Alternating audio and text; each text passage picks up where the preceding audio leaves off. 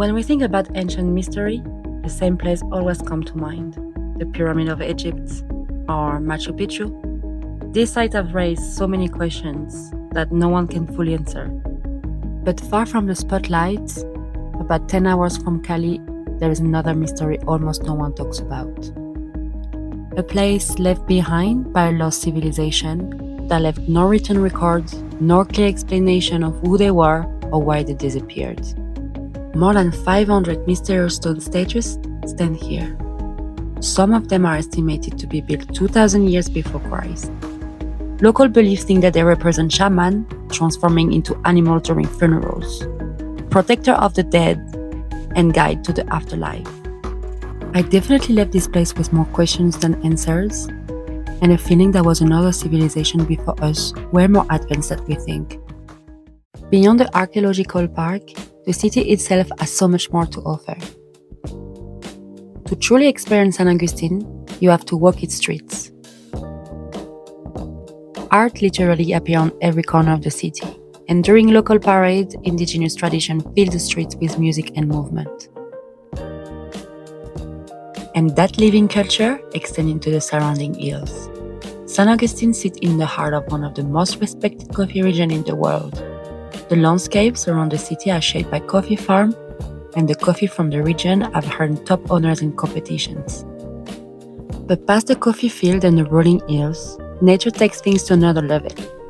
One of the most impressive sights is Salto de Bordones, a 400-meter high wall of water, and the second highest waterfall in Colombia, crashing down into a vast green canyon. And like many adventures here, it didn't really go exactly as planned.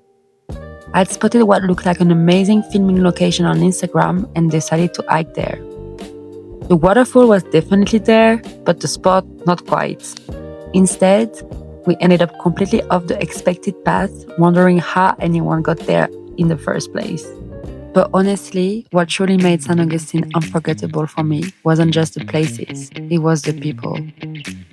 It all started at this hostel, a crazy and chaotic place run by Steven, a local who somehow turned this place into a second home.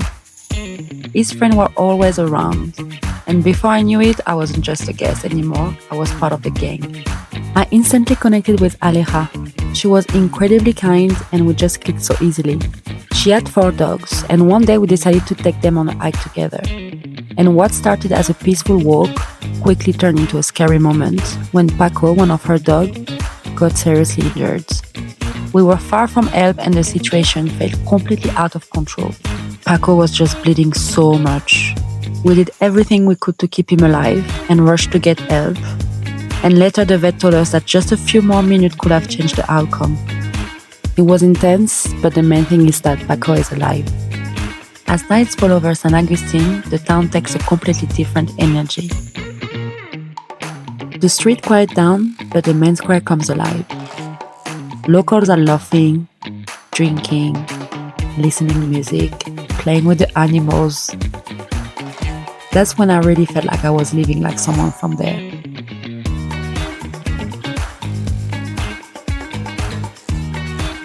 I then tried mapacho, a traditional tobacco smoke. Locals said that it clears your mind and connects you with your surroundings. I also tried rapé, a traditional Amazonian plant snuff used by some indigenous communities as spiritual cleaning. My last night in San Agustín was Halloween, and of course, it was wild and fun as you would expect. The streets were alive with music, laughter, and costume, and the energy was completely contagious. Unfortunately, I had to call the night early though. My legs were completely swollen and my ankle looked like it had doubled in size. Not exactly the souvenir I wanted, but somehow it didn't matter. Because every evening in San Agustín is unforgettable, and my last night was the perfect, chaotic final to an incredible stay. After leaving San Agustín, I hit the road again to explore another Colombian treasure, the Tatacoa deserts. And the bus views, as usual, were insane. I arrived in Vela Vieja, a town that felt almost frozen in time compared to the colorful chaos of San Agustín. And I got the distinct feeling that I might be the only tourist around. On my first day, I made it just on time to catch the sunset at a stunning viewpoint. I also tried my first cactus juice, surprisingly sweet and refreshing. Even though I usually like to explore on my own, I decided to hire a guide to navigate the deserts. Having someone who knew all of the hidden spots, trails, and stories of the deserts added a whole new dimension to the experience. I've learned so much about this place, and Guillermo was just so knowledgeable. He was showing me so many things, how holistic scents were from, tasting fruits on the way, from trees to cactus. By the way, did you know that dragon fruit was coming from cactus? It was kind of a shock for me. I spent 3 days exploring the area with him, from red and grey landscapes, as the desert is divided into 2 main zones, Los Hoyos, the red zone, and Cusco, the grey zone. Each part is very different, from the color or the rock formation, but both are shaped by centuries of erosion. And on the third and final day, we went to a completely different part of the desert. A hike that hardly anyone ever does. It felt wild, remote and untouched, and a big contrast to the more visited area of Tatacoa. The hike was tricky, with loose sand threatening to swallow every step. And just like that, my adventure through Huila came to an end. See you soon for more adventures!